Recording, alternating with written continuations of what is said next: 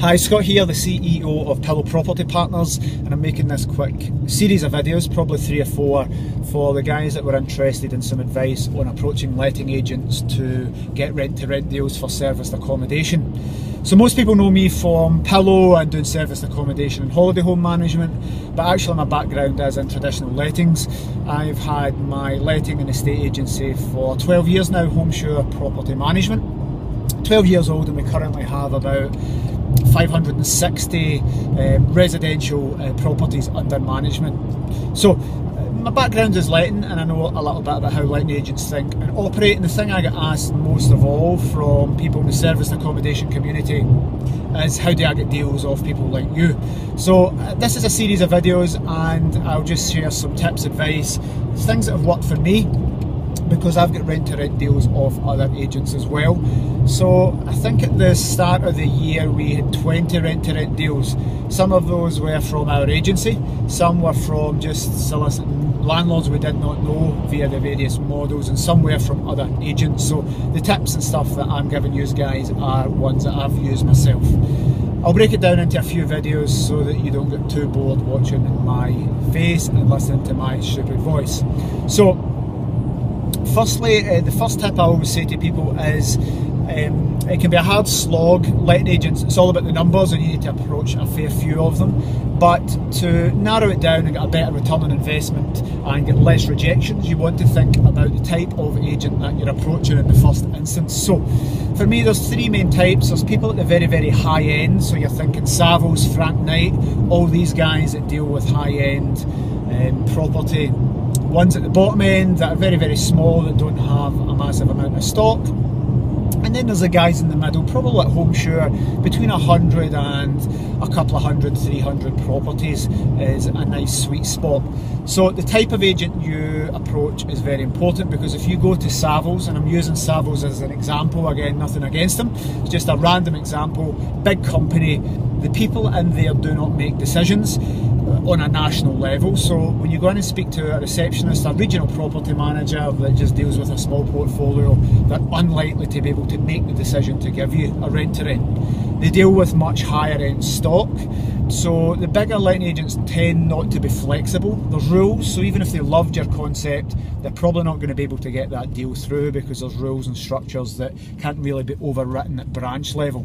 So when you're approaching multi-branch letting agents, it can sometimes be harder.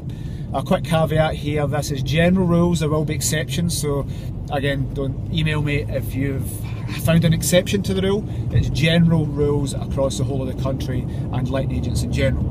So approaching larger agents can be tricky. You waste a lot of time doing this, because you first then need to go to the receptionist, the initial people, it bounces up the line. It can take a hell of a lot of time to get the deals actually signed off. They're going to question you, they're going to credit check you, they're going to want to see experience and history.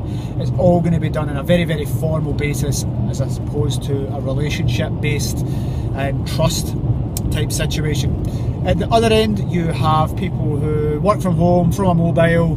These guys will probably be desperate to give you deals, and you can probably get deals off them because they're just desperate to get the properties let, and they're desperate to make money because they're smaller agents. So be aware, the very tiny agents that are working from home can often push deals through that aren't 100% legit, so they don't do enough due diligence on it. So although you can get deals from these guys, they sometimes say yes to the deals, put them through, but they don't explain it up front to the landlords. And I did a talk where I used an example, and I'll share it again.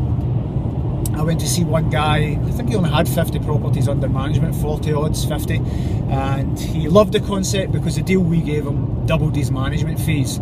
So he was very keen to do it, and he says, listen, I've got some properties, leave it with me and I'll get back to you. Within half an hour later, his phone, and he said, I can give you 12 properties, Scott. I'm going to evict tenants, I've got landlords on board, it's all good. Now, there's no way he's phoning up 12 different landlords and getting authorisation, doing the due diligence, speaking to them about mortgage consent, speaking to them about title deeds in the property, getting the okay from them. So I said to him, how have you got that authorisation? And he says, I'm not going to tell them. So it's between you and me, they don't need to know. So although I could have got 12 deals there from a small agent, they're just desperate to get deals to make money, to pay the bills sometimes. So the smaller agents for me can be quite problematic. and it takes the same amount of time to get an agent on board. A middle of the line agent that's got a reasonable chunk of properties, hundreds. It takes the amount of time to build the trust and explain the concept as it does the smaller guys who might have 20, 30, 40. So the bigger guys can churn you lots of deals. You're doing the same amount of work for potentially a deal a month, a deal every 2 weeks. But if you've built that relationship with the smaller agents, they might be throwing you one deal a year. So if you're getting return on investment, it's much, much better to concentrate on the guys that can give you lots more deals. Now, when you're starting off, you might want to take any deal and put any amount of time into it, so that's cool. But we're talking about making scalable businesses, doing more than one, getting as many as you can, because once the concept works, then we can replicate that across different platforms and different agents and make it different demographics. So doing one probably takes up a lot of your time. You want to scale it and replicate it. So that's just what these tips are all about. More tips to follow.